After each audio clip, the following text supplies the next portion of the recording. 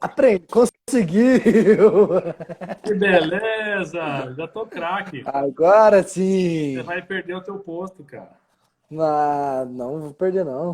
A Sacanagem, né? gente divide.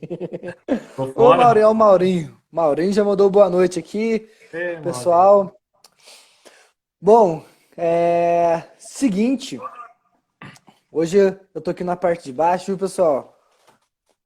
Porque o tema gestão ágil, tudo mais, vai ser um bate-papo bem legal, porque nós vamos pegar dois especialistas no assunto. Então, a gente pensou, poxa, é muito melhor a gente levar mais conteúdo, levar mais informação para os empresários, e nada melhor que a gente pegar o Coleone junto com fazer essa intermediação com o Matheus Haddad, né? O que você achou disso, Coleone?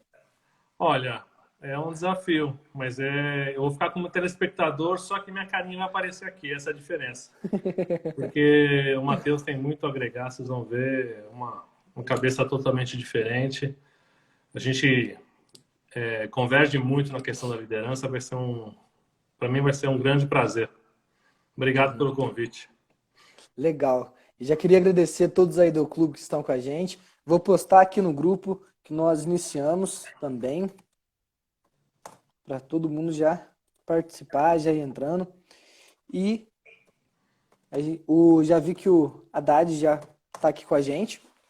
Tá bom? Então, boa noite para Cora, boa noite para o Luiz, da TI de Contabilidade, boa noite para a Raeli. Quero ver a gente ficar até o final aqui. Eu vou entrar, vou continuar aqui o tempo todo e eu já vou até me despedir aqui, tá bom? Então, desejo a vocês um ótimo papo aí. A gente quer, o pessoal tem comentado bastante, Colione, que tem muitas lives sendo realizadas ao mesmo tempo, e tudo mais, e como que filtra essas informações, né? A gente acredita que se pegar as lives e os conteúdos que a gente está agregando aqui pro pessoal, é uma forma de filtrar, porque são todos conteúdos Sim. que dá para aplicar no dia a dia e, e as pessoas conseguem inovar e se adaptar a todo esse tempo que a gente está vivendo, né? Sim, com Então, certeza. se alguém quer filtrar, fica, fica a dica de acompanhar todo o nosso conteúdo aqui. E vamos compartilhar aí, né? Não é assim? Legal. Vamos Isso, compartilhar. Né? tem um aviãozinho aí, é só clicar nesse aviãozinho e compartilhar com os amigos, com os empresários conhecidos também, tá bom? Então agora eu vou dar licença para vocês, boa reunião, já vou anotar tudo aqui. Então todo mundo, caderninho, caneta, e vamos Opa, junto nessa aí. vai que a aula promete hoje. Legal. Valeu, Culione. Tô saindo aqui, Valeu. licença, viu? Tá bom.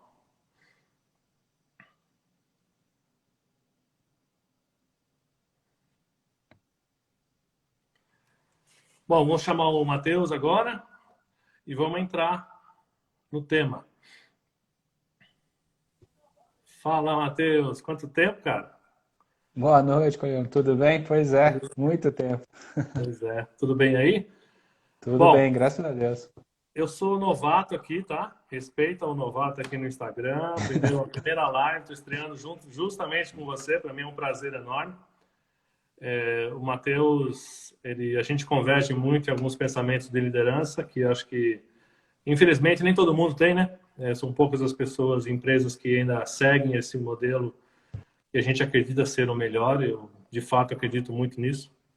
E a gente vai bater um papo sobre isso hoje, Matheus. Então, queria que você se apresentasse para o pessoal entender. E aí eu queria depois começar com as perguntas para a gente poder seguir no contexto que você propôs aqui, que eu achei bem interessante. Tá bom, bacana. Bom, meu nome é Matheus, eu moro em Poços de Caldas hoje, mas eu sou de Alfenas, né? Uma cidade bem pertinho daqui. E muito cedo eu tive que ir para São Paulo, porque eu sou formado na área de tecnologia, né? Fiz ciência da computação. E lá em São Paulo eu tive contato com métodos ágeis, né? Com uma gestão mais moderna direcionada às pessoas, com uma liderança um pouco diferente. E a partir dessas inspirações eu acabei criando em 2008 a WebGo, né, uma empresa para desenvolver software, utilizando métodos ágeis. Então já faz mais de 12 anos que eu trabalho com isso, todos os dias. E a WebGo, com o passar dos anos, acabou se transformando num grupo de empresas, né? Então, dentro da WebGo hoje, a gente tem o ateliê de software, que presta o serviço original da WebGo, né, de desenvolvimento de software.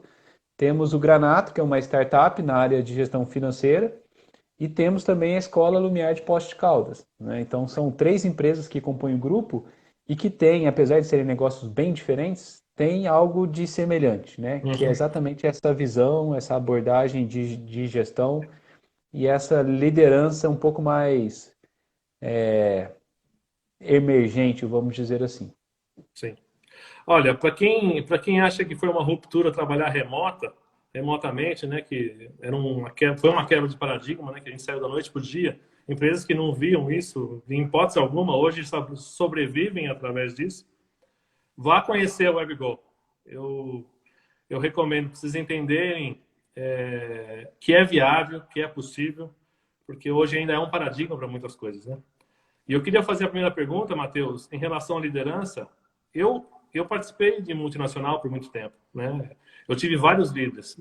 Muitos deles eu tive líderes que foram realmente líderes com uma visão mais próxima do que a gente acredita, que me Uhum. ajudaram a crescer, me desenvolver e assim por diante.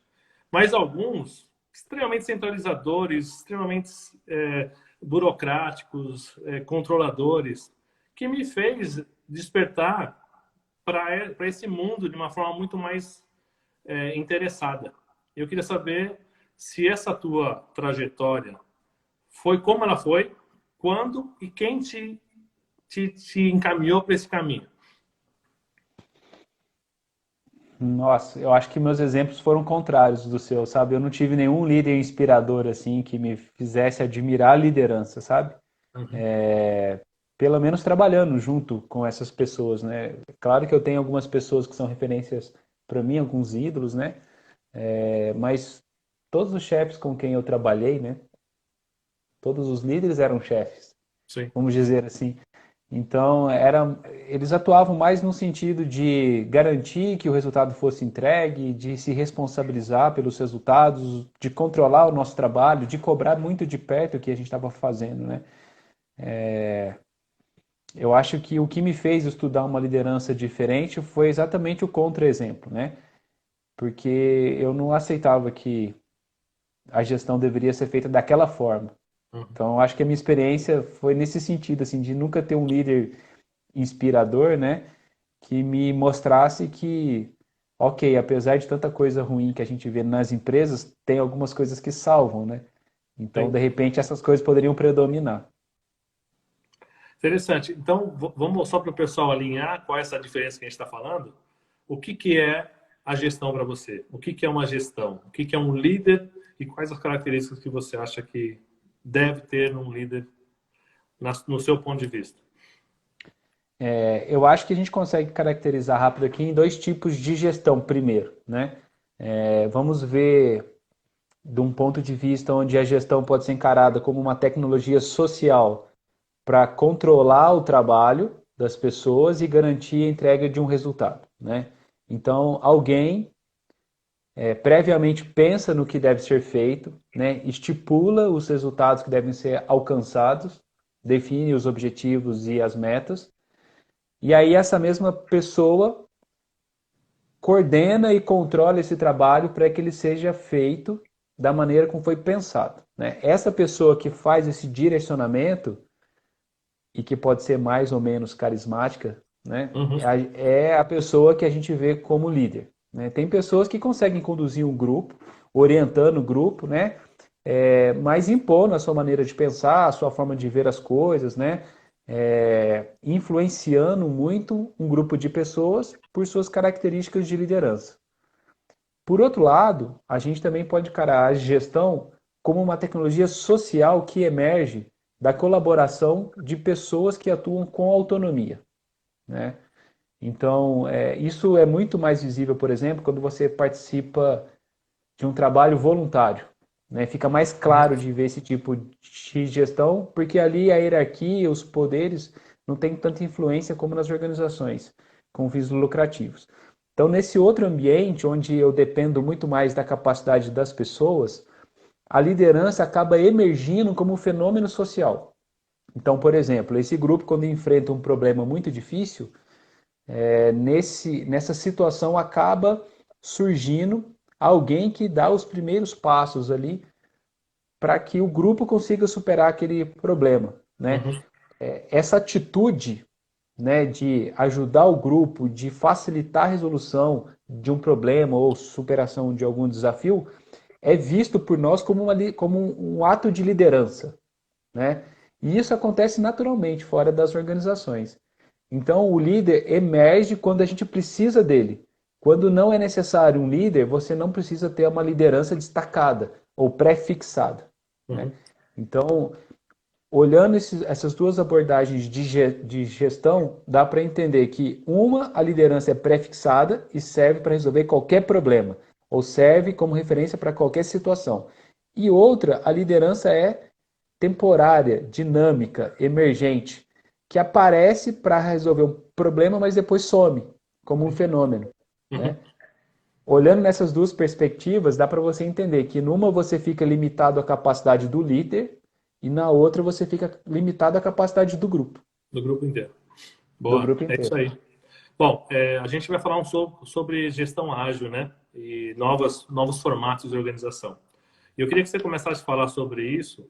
E eu vou até destacar uma pergunta aqui do Wesley, que ele fez, que quais as principais diferenças nas pessoas que atuam na gestão ágil das que estão em estruturas mais tradicionais? E aí você explica o contexto da gestão ágil e já engata essa pergunta para responder, pode ser?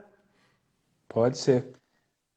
Quando a gente fala de gestão ágil, as pessoas confundem com uma gestão rápida, né? Onde tudo é feito com super velocidade, enfim, resultados são gerados dessa maneira.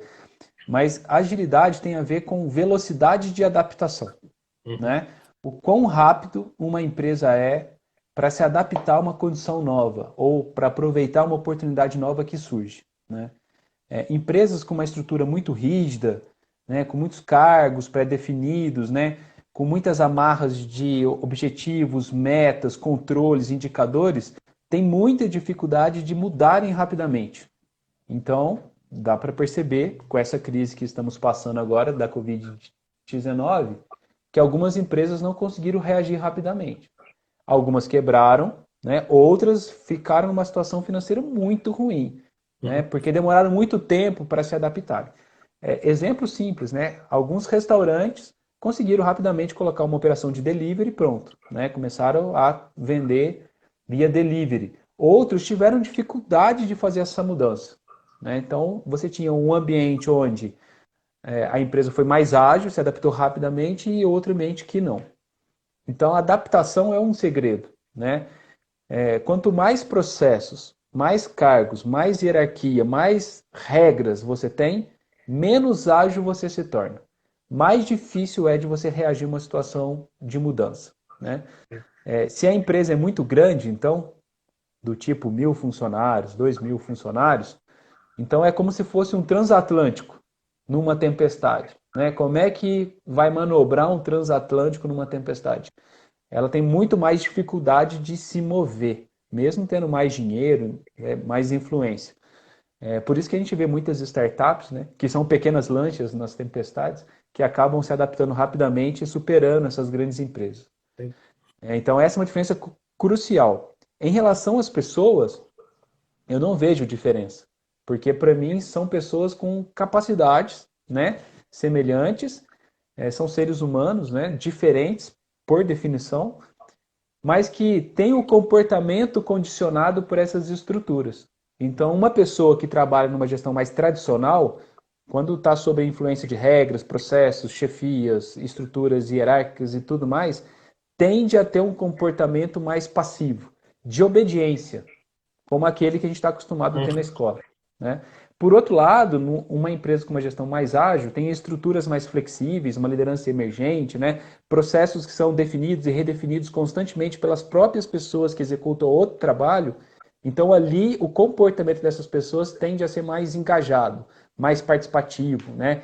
De realmente encarar o negócio como se fosse próprio, né? Sentindo a dor do dono, para usar uma expressão Sim. melhor, né? É. Então essa é a principal diferença que eu vejo. É um processo cultural, de fato, né? Quando você aproveita o capital intelectual das pessoas, sem dúvida é o melhor cenário, porque você vai ter uma abrangência maior e uma assertividade maior, né? Lógico, o dia de amanhã ninguém sabe, todo mundo vai ter o risco. Mas quanto mais você tiver uma abrangência, né, usar esse capital intelectual das pessoas, que é grande diferença entre um ágil e uma estrutura tradicional, onde você está limitado a um direcionamento, a uma regra, a uma burocracia, assim por diante, você limita o seu capital intelectual. E Sim. hoje, eu acho que o grande medo que as pessoas têm é de liberar, dar essa autonomia para as pessoas, né? Então, quem vem lá da Revolução Industrial, que, né, baby boomers, X, né, que vem com uma bagagem muito forte de comando e controle, né, acaba tendo um pensamento totalmente contrário a esse tipo de aversão a esse tipo de coisa, não é? Sim, é assim, eu vejo isso todos os dias, porque as empresas que nos procuram, né, também relatam esse tipo de insegurança, né? Mas é preciso dar um salto de fé no sentido de experimentar, né? Você não precisa, de repente, fazer com que toda empresa trabalhe dessa forma para entender como isso funciona. Uhum. Você poderia ter uma área, um departamento, uma unidade de negócio que estivesse disposta a experimentar trabalhar assim, para você ver os ganhos. Porque olha só, quando você faz um processo de contratação, você tende a contratar as melhores pessoas que você encontrou nesse processo, né? Uhum. Só que depois que essa pessoa é contratada, geralmente ela não tem a abertura para colocar em prática aquelas qualidades que você percebeu como sendo as melhores no processo de contratação. Porque você tem um processo, ou uma regra, ou uma chefia que limita a atuação dessa pessoa muitas vezes. Então, assim, como empresário, eu gostaria de contar com a capacidade cognitiva, intelectual, emocional de todas as pessoas que estão na minha empresa. E não confiar apenas na minha capacidade, como sendo alguém capaz de absorver toda a complexidade do mercado e traduzir isso num conjunto de regras, processos e metas a serem alcançados. É muita presunção. Ainda mais nesse mundo conectado que a gente vive, sabe? Seria uma burrice fazer isso, sabe? Eu prefiro contar com a segurança de ter diversos pontos de vista, muitas vezes contraditórios aos meus, mas que nos ajudam a pensar, né? Uhum. E encontrar soluções diferentes para os problemas que a gente enfrenta. Sim. De fato, acho que essa visão de você enxergar as pessoas como parte do processo, até a pirâmide de Maslow já fala isso, né? Para alguém se realizar, ele tem que ter pré-estabelecido algumas coisas. Então, a gente está deixando as pessoas não se sentirem parte do processo. E por não se sentirem parte do processo, ela não vai vestir a camisa da tua empresa. Ela, de Sim, fato, não vai contribuir. Então, a partir do momento que você dá autonomia para ela, eu fui, quando eu falei da minha experiência, eu tive líderes que me influenciaram, que realmente me deram autonomia. E isso é ótimo. O sentimento de autonomia para quem é liderado é fantástico.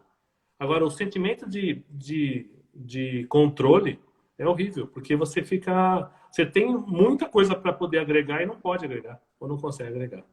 O Maurinho fez uma pergunta aí que vai para um pouco de como adaptar as pessoas nesse contexto, né? Então, como envolver equipes nessa adaptabilidade rápida com maior assertividade? fazendo as pessoas conversarem é o primeiro passo, né? As pessoas precisam se aproximarem e estabelecer relações fortes entre elas que superem o controle de um processo que é imposto sobre a equipe, né? As pessoas precisam se apoderar desse processo, como você disse. Mas antes elas precisam se integrar, né? Hoje, os departamentos, as áreas, os cargos separam as pessoas nas organizações, né? Isolam as pessoas. Então, o primeiro passo é você aproximar as pessoas e elas começarem a conversar sobre como fazer um trabalho melhor. E isso deve vir respaldado com transparência, né? Uhum. Permitir que essas pessoas tenham acesso às informações cruciais que a empresa detém, por exemplo, informações financeiras, porque é isso que muitas vezes capacita um gestor a decidir melhor do que o restante. Ele tem acesso às informações privilegiadas do negócio e o restante não. E se o restante tivesse acesso? será que a capacidade coletiva não criaria a mesma responsabilidade que um gestor tem, mas decidindo com diversas perspectivas e pontos de vista diferentes, né? Uhum. Então, aproximar as pessoas e dar transparência talvez seja o primeiro passo para você criar um ambiente de confiança, para as pessoas acreditarem realmente que a sua gestão é focada nas pessoas e que Sim. isso não é só um jargão, né? É. Eu vou fazer uma reflexão com o pessoal aqui. Você imagina que hoje uma organização, eu tenho uma parte dela que define a estratégia da empresa, que detém os conhecimentos, detém todos os processos. E abaixo você tem pessoas que controlam pessoas, que não alinham ou não são transparentes com essa estratégia. Então as pessoas que estão lá na operação, lá embaixo, eles não sabem o porquê que elas estão fazendo alguma coisa, por que a empresa está fazendo tal movimento. Então, esse processo que é uma grande ruptura que eu acredito também que precisa ser. Quando eu falei para o pessoal conhecer a WebGo, é para entender que o budget é de todo mundo avalia o budget, não é? Todo mundo promove, todo mundo contrata, todo mundo demite em colegiado. E ali não tem a voz de um contra de outro. É um consenso das pessoas. Isso, para mim, é uma ruptura. Eu estudo muito em empresas, né? Então, eu tenho tradicional e eu olho muito e uso muito como exemplo a tua empresa, porque é o oposto. E aí, quando Uhum. você fala com as pessoas que existe esse oposto, as pessoas não acreditam. Porque, nossa, como é que eu vou perder? Parece que ele está perdendo alguma coisa, está perdendo poder, está perdendo alguma coisa, né? E aí, Pois é. como é que a gente constrói uma organização sem esse sentimento, né? Como é que de fato a gente constrói uma organização que vai se tornar ágil e que vai entender que o capital intelectual é importante nesse momento para qualquer tomada de decisão. É a pergunta de US$ 1 milhão, né? Opa, beleza. Eu não tenho dinheiro para pagar, mas se alguém me responder, eu não consigo pagar, mas eu vou aplaudir. Eu fico pensando na nossa trajetória, porque lá em 2008 eu não tinha noção, sabe, sei lá, de 10% do que eu vivenciei nesses 12 anos na WebGo, assim. A gente aprendeu muitas coisas fazendo, né? Às vezes quando eu converso com as pessoas e falo para elas assim, olha, lá na minha empresa são as próprias equipes que contratam, negociam salários, aumento de salário e também podem emitir um dos seus integrantes, porque a gente não tem RH. As pessoas acham isso assim, nossa, deve ser uma maravilha trabalhar lá, deve ser tipo a Disney. Eu falei assim, não, a gente tem problemas, a gente tem conflitos, discussões, somos pessoas, né? A diferença é que a gente resolve esses problemas conversando, buscando um consentimento, né? Experimentando possibilidades juntos, né? E às vezes a gente acerta, às vezes a gente erra. Mas o que a gente vê de ganho nisso é que a equipe amadurece, né? Muitas pessoas amadurecem nesse processo, diferente da gestão tradicional, onde só os gestores têm essa oportunidade de amadurecimento, né? Porque eles estão o tempo todo sendo colocados a provas, né? Enfrentando dificuldades, aproveitando oportunidades, e essa experiência que faz eles terem um amadurecimento profissional. E quando você olha para um gestor ali, sei lá, de 50, 60 anos, você fala assim, nossa, esse cara aí é fantástico. Claro, ele teve muitas experiências antes na gestão, nessa posição de liderança, que fez ele se desenvolver. Então, quando você começa a desenvolver todo o grupo, e aí não é que todo mundo se desenvolve ao mesmo tempo, da mesma forma, né? Uns desenvolvem mais numa área, outros desenvolvem mais em outras áreas. Você tem um ganho muito grande na sua organização. Você começa a trabalhar de uma forma orgânica, onde a adaptabilidade se torna uma característica natural, assim como é dos seres vivos, sabe? A gente se adapta às situações. Então, quando você olha que essa capacidade já existe na sua empresa e que são os processos ou a maneira de pensar na organização da empresa, na estrutura, que condiciona o comportamento antinatural das pessoas dentro das organizações, você começa a questionar tudo que, pra gente, sempre foi trabalho. Porque você ouviu dos seus pais, você viu na escola que trabalho é assim, Você teve alguns exemplos ao seu redor que te falaram coisas assim. Quando você entra numa empresa, você deve ter um cargo. E quando você chega numa empresa como a minha, onde a gente não usa cargos internamente Uhum. como uma prática de gestão, isso dá um nó na sua cabeça. Então, assim, é preciso observar essas crenças sobre o trabalho que se formaram, né, desde a infância, e acreditar que as pessoas podem trabalhar de uma forma diferente, da mesma forma como você vê lá no trabalho voluntário, ou lá nos Uhum. escoteiros, ou lá no grupo de jovens da sua igreja, sabe? Onde as coisas funcionam de uma maneira mais natural e com engajamento muito alto. E as pessoas não Uhum. recebem um tostão para fazer aquele trabalho.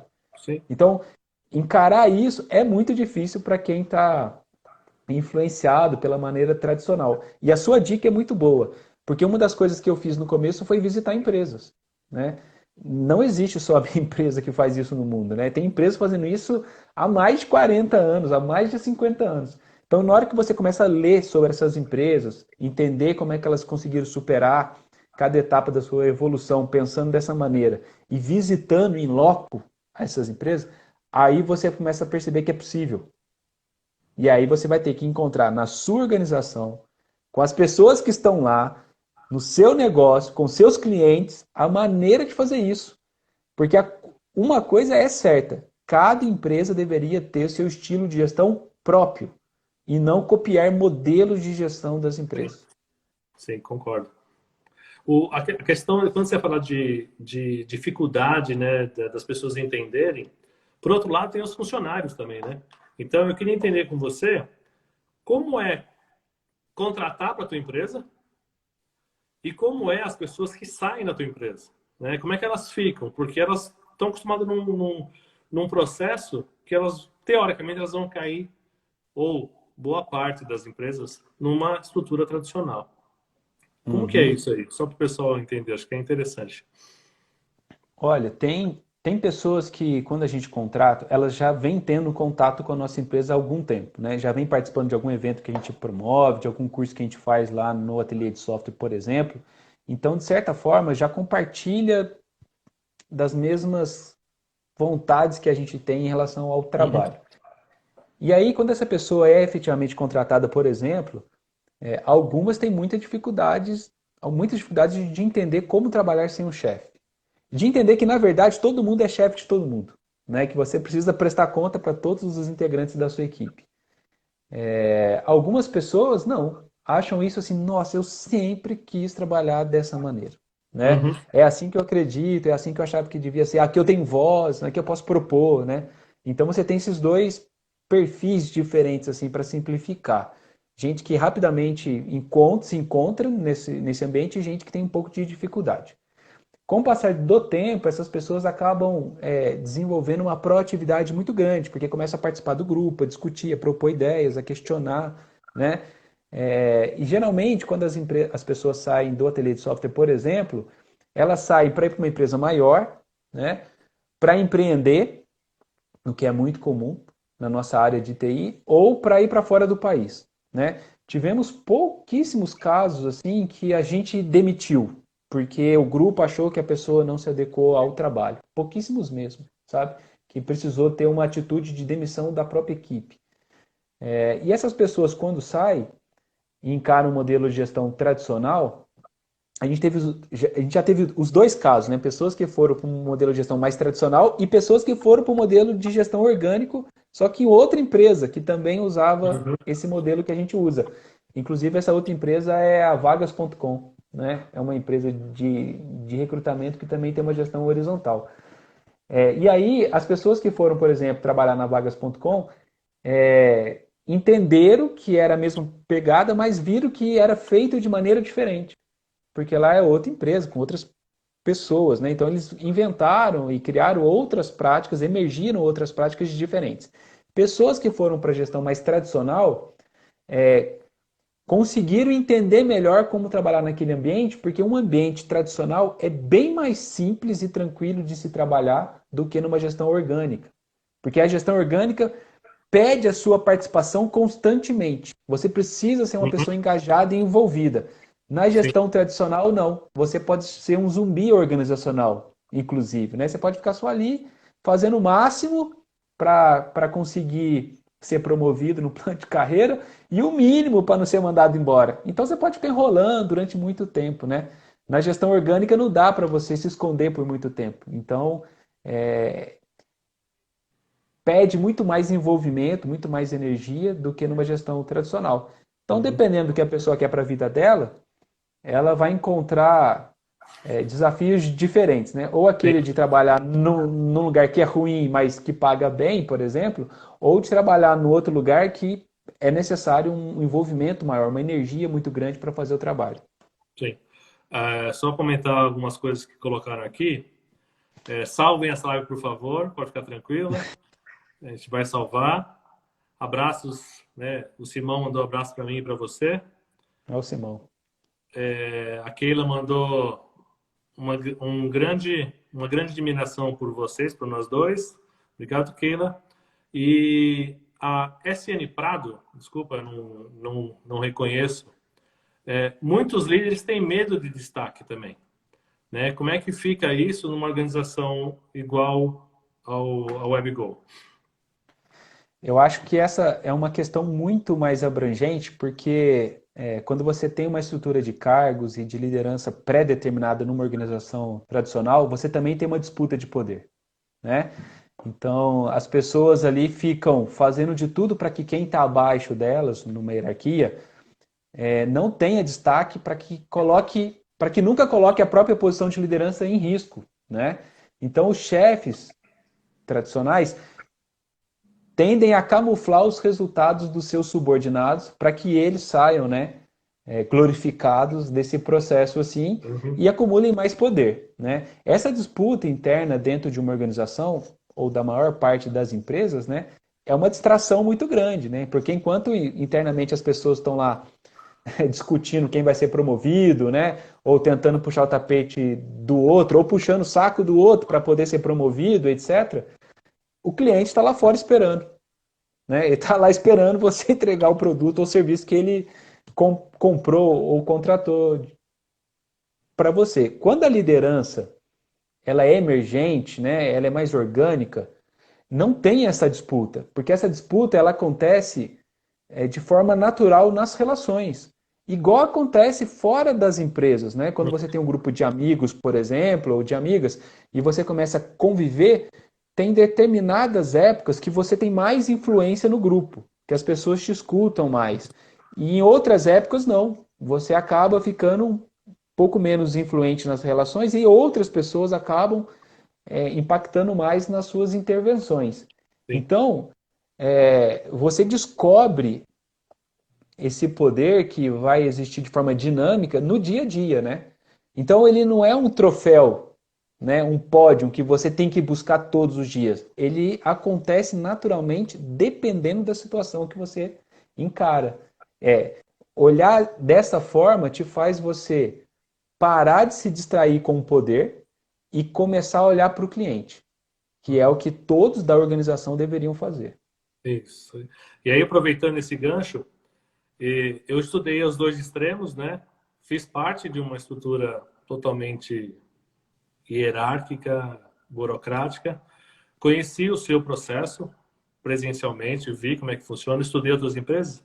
Eu tenho uma empresa de um amigo meu lá de Valinhos, que ele é uma multinacional francesa, e ele implementou na empresa dele um piloto num departamento, onde ele deu autonomia para o departamento e tinha uma liderança. Essa liderança era só direcionadora, só para poder manter o foco no cliente, manter o foco no processo. Hoje, a empresa dele é quebrada em 3 grandes células: estratégica, tática e operacional. Cada um com um líder facilitador, mas todas com a sua autonomia. Então, ele trouxe a resposta para o cliente mais próximo do cliente, que é a operação. Eles têm autonomia para resolver todos os problemas. Ele falou que o nível de engajamento das pessoas subiu exponencialmente. Totalmente diferente. E é um modelo de transição entre um tradicional para um modelo igual ao seu, que é uma liderança, uma hierarquia totalmente horizontal. Você Sim, tem visto empresas movimentando nesse sentido já? sim. Tem empresas que adotam esses processos de transformação, né? Então, por esse caso que você citou é ótimo, é uma maneira de dar um primeiro passo, né? Você dá autonomia para as pessoas conseguirem atuar no próprio trabalho. Eu fico impressionado como isso não é natural, né? Como sempre Uhum. deveria ser assim, mas não é. E tem empresas que acabam criando uma empresa nova, né? Para poder criar ali do zero uma cultura, uma gestão alinhada a esses conceitos que estamos compartilhando aqui. E aí, essa empresa nova acaba crescendo rapidamente, substituindo a organização antiga.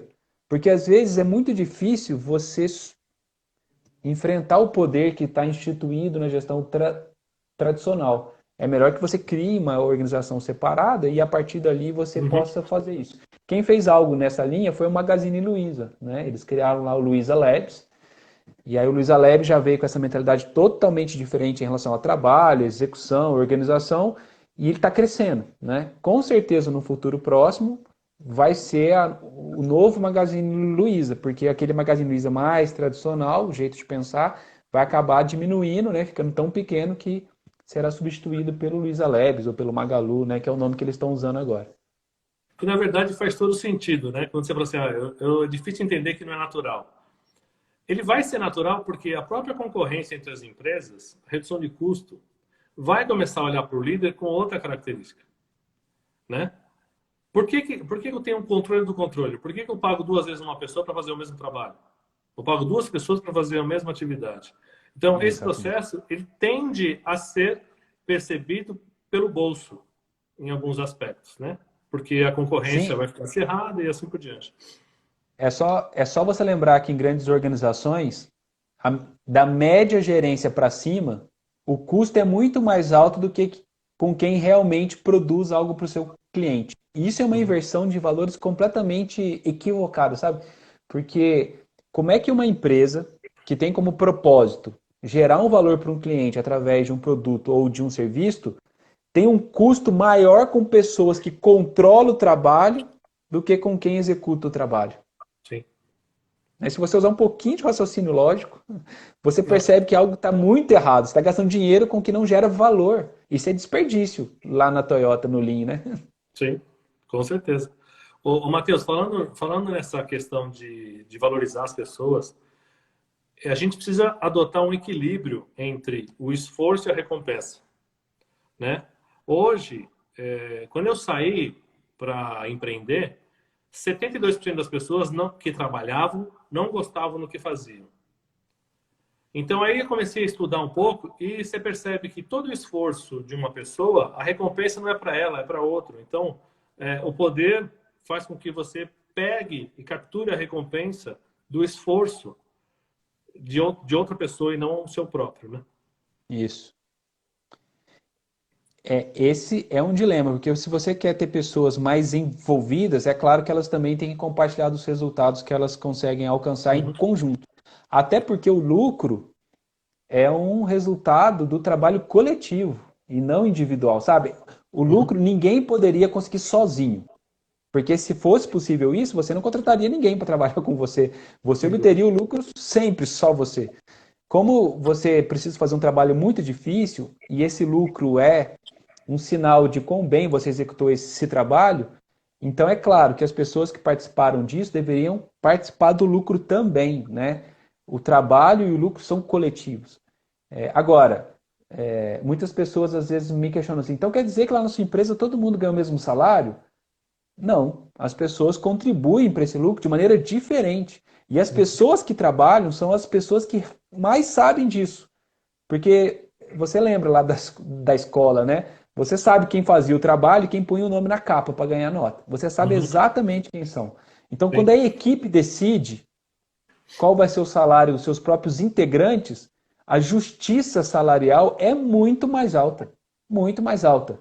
Porque em outros contextos, às vezes é o gestor que é amigo ou que tem um interesse escuso ali que faz uma pessoa ganhar mais, uma pessoa ganhar menos, né? Então não é a contribuição efetiva. Então isso é um ponto. Em relação ao lucro, uma parte do lucro, por princípio, né, deveria ser compartilhado com as pessoas que alcançam os resultados que originaram esse lucro. Uhum. E essa participação nos lucros deveria ser proporcional aos riscos que essa pessoa está correndo, né? Um acionista, por exemplo, corre muito mais risco do que uma pessoa que é contratada na CLT, né? Então, tem uma certa lógica o acionista participar de uma parte maior do lucro do que uma pessoa que é contratada na CLT e participa de uma parte menor do lucro porque corre um risco menor. Uhum. No ateliê de software, por exemplo, a gente tem uma divisão de lucros a cada semestre, né? E aí um percentual do lucro que a gente obtém é dividido entre as pessoas. Quem define o critério de divisão? As próprias pessoas, né? E aí eles definem critérios ali que são proporcionais ao tempo que a pessoa, por exemplo, trabalhou naquele semestre, né? E dividem igualmente o lucro entre todos, né?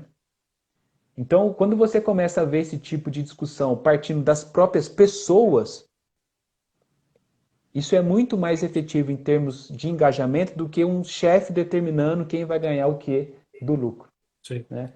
É nisso que eu vejo uma maneira de equilibrar essa distorção que você pontuou. Uhum. Bom, o pessoal está comentando aqui, perfeito, protagonismo sempre.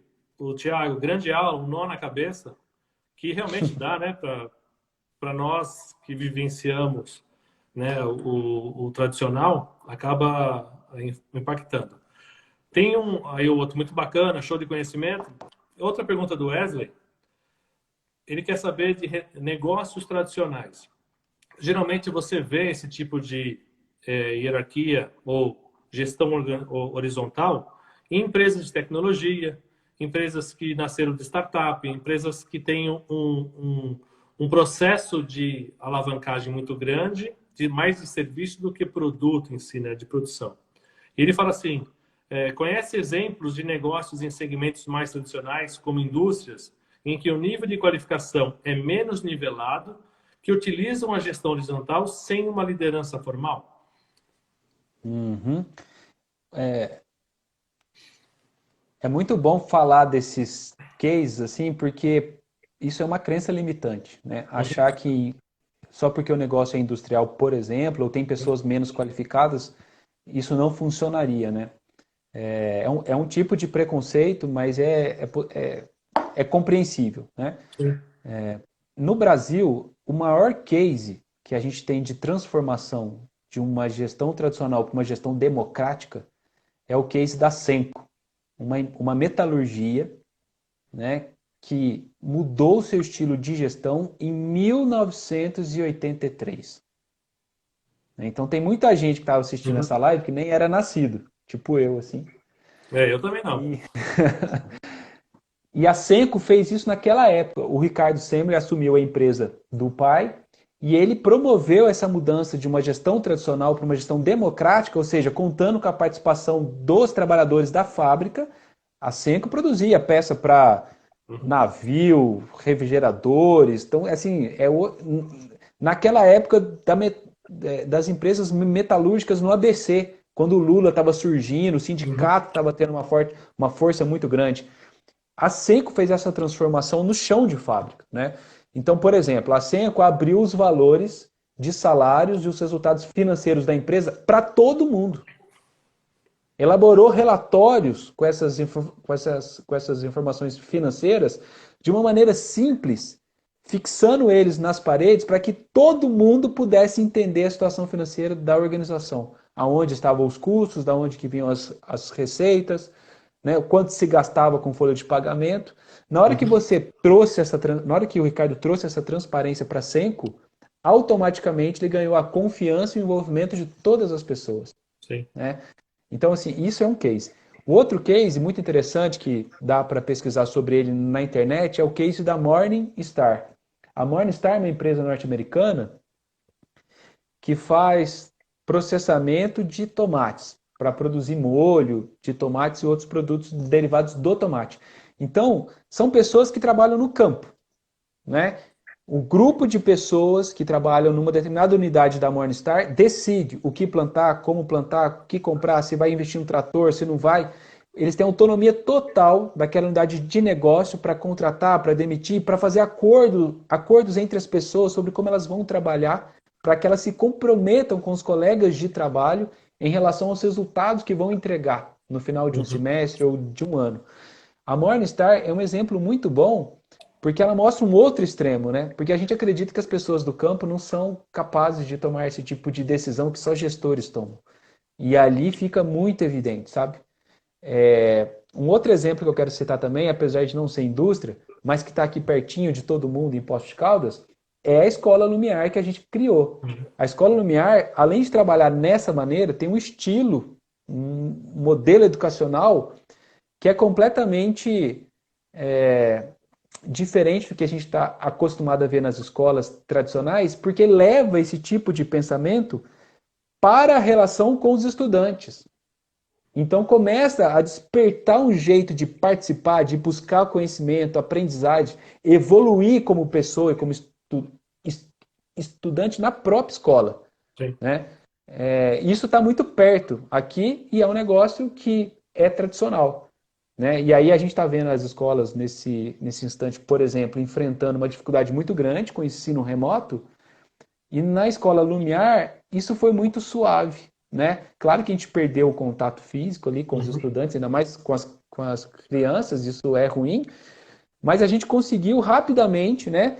Em questão de uma semana já construir uma abordagem totalmente diferente, porque a gente teve a participação de todos os tutores, da equipe da escola de forma integral.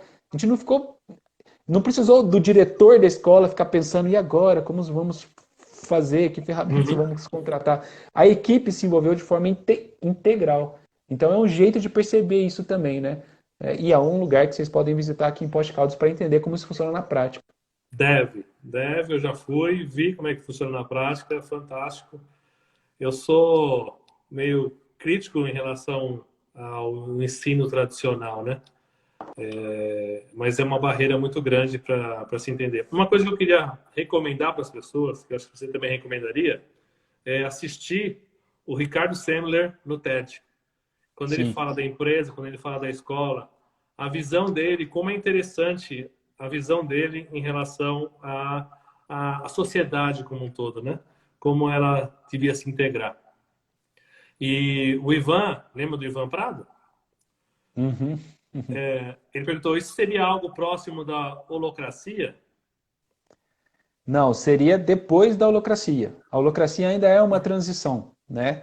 Ela é pensada como um sistema operacional para as empresas, então ela estipula previamente estruturas e relações de comunicação entre essas estruturas, os holos, né, os círculos. Uhum. Isso é o meio do caminho, né? É o meio do caminho. É um jeito de fazer uma transição, por exemplo, né? É um caminho, mas ainda é um modelo que estabelece relações de poder que podem facilmente camuflar uma hierarquia ali, sabe? Então faz de conta que a gente não está numa Uhum. hierarquia que ninguém é chefe de ninguém, mas a estrutura está falando quem é que comunica, quem é que fala, quem é que não fala, né? De uma maneira muito explícita, assim. Mas é uma transição, é um modelo de transição. Sim. Ele falou também que queria ter estudado no Lumiar, o Ivan. E aí, SN Prado, a dificuldade das empresas em criarem backups de seus funcionários, muitos não querem que o outro tenha conhecimento e consiga tranquilamente substituí-lo. Que é a questão do Isso poder, né? é um absurdo, é um poder. A mudança de contexto, né, é tão grande no mundo, e essa pandemia só acelerou essa visibilidade disso, né, que você tem que olhar as empresas agora. É difícil você ver pessoas que fazem carreira agora de 30 anos numa mesma empresa, né, e isso está se tornando cada vez mais raro, Uhum. né. As possibilidades de trabalho, as possibilidades de acesso a conhecimento, a informação, as possibilidades de empreender fazem as pessoas hoje terem mais oportunidades de trabalho, de carreira e de Uhum. empreendedorismo, né, para poder empreender. Então é natural que hoje as pessoas encarem a empresa como um lugar temporário onde elas vão aprender algumas coisas, desenvolver algumas competências e depois elas vão usar isso em outro lugar, né? E aceitar isso muitas vezes é muito difícil para o gestor tradicional, que tem uma mentalidade ainda de reter talentos, ou com incentivos financeiros, ou com instrumentos de manipulação de controle via poder. Né? Uhum. A pessoa fica com medo de perder emprego e acha que não será capaz mais de encontrar um emprego daquele jeito em algum lugar. Então, precisamos entender que hoje as empresas são fluxos. Né? Pessoas entram, ficam ali por um tempo, umas ficam por mais tempo, outras ficam por menos tempo, e essas pessoas saem. E essas organizações aprendem com esses fluxos. Aprendem com os erros que cometem, aprendem com os acertos, aprendem com os resultados gerados, né? Aprendem com as pessoas que entraram, mas também aprendem quando essas pessoas saem e levam com elas comportamento e culturas ruins, nocivas para aquele Uhum. grupo. Entender isso dessa maneira é libertador e, ao mesmo tempo, promove um desenvolvimento da empresa no tempo. Porque a sua Sim. empresa vai se tornando um organismo mais esperto, mais adaptativo, dado todas as experiências de todas as pessoas que passaram por ali. Encarar dessa forma é muito libertador. Sim, muito bom. A Andressa está participando bastante da PZ. Ela falou, a fome pelo poder dificulta muito, né? Nossa. Porque as pessoas querem. O Ivan falou, o Mercur está fazendo uma transição faz um tempo também. Projeto de 50 anos de duração. Né? O Matheus Tea Souza, né? Matheus, ótima live. Deixa uma dica de livro para a gente que aborde mais detalhes sobre a metodologia. Eu poderia indicar aqui rapidamente vários livros, né? O do Ricardo Semler, que é o livro Virando a Própria Mesa. Esse você acha até na internet aí, pesquisando rapidamente, né? Virando a Própria Mesa. É a história de como ele transformou a Senco. Esse livro ficou famoso no mundo inteiro, né? É um case internacional Uhum. de transformação. Então, o primeiro livro é Virando a Própria Mesa. O segundo livro que eu recomendaria é um livro do Gary Hamel, chamado O Futuro da Administração. É um livro de 2007, onde ele já escreve tudo que a gente está discutindo aqui hoje, né? Então, O Futuro da Administração é um livro importante. O outro livro que eu recomendaria é Liderando com Metas Flexíveis, que é um livro do Nils Fliegen, um escritor alemão, mas que tem tradução para o português, e que aborda essa situação que a gente vive hoje de uma maneira muito pragmática, assim, muito Uhum. preto no branco, né? Tem uma versão light desse livro do Nils Fliegen que é chamado Organizar para a Complexidade. Esse você acha o e-book na Amazon, em alguns lugares aí. Organizar para a Complexidade, que te ajuda a inverter o jeito de pensar sobre as empresas, encarando as empresas como seres vivos e não como máquinas. E o último livro, talvez o que tenha ficado mais famoso ultimamente, é o Reinventando as Organizações, do Laloux, né? Uhum. Frederic Laloux. Fala um pouco da gestão integral, mas traz exemplos e cases de empresas que já estão nesse caminho, né, de experimentar uma forma diferente de fazer gestão. Tá bom. Ô, Felipe, tenta anotar aí os livros, depois passa no chat para o pessoal anotar. O Matheus, crise. Estou na crise e eu preciso sair dela. Então, a gente já viu que o capital intelectual é algo importante, né? Como associar todo esse conteúdo que a gente acabou falando agora para potencializar essa mudança cultural e fazer essa retomada nesse momento de crise que a gente está vivendo? Toda vez que uma empresa enfrenta uma crise, ela tem uma oportunidade na mão de criar uma coalizão com as pessoas que trabalham lá dentro para promover uma mudança muito grande, né? Porque é exatamente perto do fim que a Uhum. gente começa a aceitar todas as possibilidades e abrir mão um pouco do poder e do controle, porque é preferível sobreviver, né? Então, nesse momento, seria muito importante você envolver todas as pessoas da sua empresa nas decisões que você está tomando no seu negócio. Ouvir as ideias que Uhum. brotam dessas pessoas, né?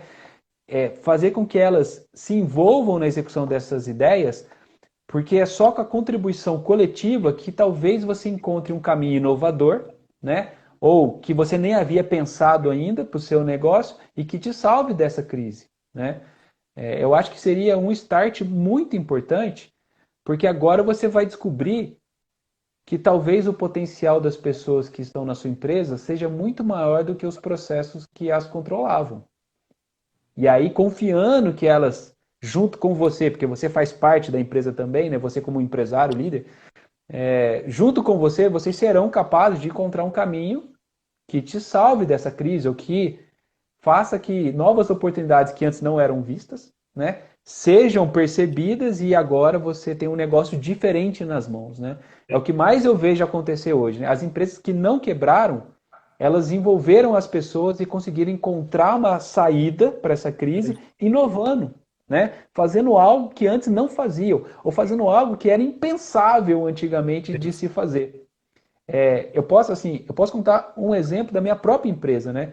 Do ateliê de software, que apesar de ter uma gestão desse tipo, a gente ainda tem dificuldades, né? Por exemplo, uma conversa que a gente sempre teve no ateliê né? é, Vamos tentar trabalhar sempre com equipes presenciais, porque a gente tem uma relação muito próxima, né? É legal o dia a dia, o nosso ambiente de trabalho é legal, o escritório é bacana. Então a gente gosta muito dessa interação física, Uhum. presencial. E a gente sempre foi muito relutante em contratar pessoas que trabalhariam remotamente, né? A gente teve pessoas já de outros estados, né, Roraima, Manaus, de vários lugares do país querendo trabalhar com a gente. E a gente falava, ah, não, mas aí você vai ter que mudar para Poços de Caldas, porque a gente trabalha presencial. Então a gente sempre foi muito é, preocupado com isso, né? E evitamos sempre ter muitos trabalhadores trabalhando de forma remota. Só Uhum. que agora tá todo mundo trabalhando remoto, sabe? A gente percebeu que, olha, apesar disso, estamos conseguindo interagir com as pessoas, conversar, executar os trabalhos, os projetos, né? Então, de repente, uma coisa que era impensável se tornou normal para Uhum. todo mundo. Sim. E aí, a possibilidade agora de contratar alguém que está em outro estado, né, em outro país, é tranquilo, né? Então, agora é a hora de você promover uma reflexão sobre o contexto e se libertar das crenças que limitavam você de fazer coisas que de repente eram muito boas para o seu negócio e que agora é o novo normal. Sim. O coworking, tem um coworking chamado Beer or Coffee, que eles nasceram remotamente, né? Eles têm pessoas do mundo inteiro. Estudem esse case, acho bem interessante. Eles tiveram uma presença na Starts, a moça falou, eu acho que é de Belo Horizonte eles. Muito legal. Obrigado, Ivan, pelos livros aí, de colocar os livros no chat. Bacana. A Andresa falou que sempre tem se falado em inovar, sair da zona de conforto. E isso vale para tudo, inclusive para a gestão, sem dúvida, né? Sim. Virando, a Flávia falou, perfeito, Matheus. O envolvimento da equipe vem com inovações mais sustentáveis e eficazes. E o Felipe pediu para deixar salvo porque essa é show. Parabéns para os dois. Matheus, parabéns para você, lógico. Eu É só estou isso. aqui como um prazer para poder contribuir e explorar um pouco mais esse conhecimento que eu já conheço, boa parte dele, não conheço todo. Né? O Matheus tem vários cursos que ele direciona a parte de RH, um RH ágil. Como o RH é fundamental nessa transição. Você vê que a empresa dele não tem RH. O RH ele acaba migrando para as pessoas. É responsabilidade de cada um se envolver. Eu não posso delegar isso Uhum. para outra pessoa. Então, o RH tem esse papel crucial nessa mudança cultural que as empresas precisam sofrer hoje. E aí, Matheus, eu deixo para você falar aí os seus pensamentos, considerações finais, o que você quer trazer de importante para o pessoal que eu não consegui perguntar para você, mas que você acha relevante para eles saberem. Eu acho que uma coisa importante de perceber é o seguinte: vocês estão ouvindo de mim vários exemplos, ideias e conceitos que eu cheguei neles depois de muita vivência nas minhas empresas.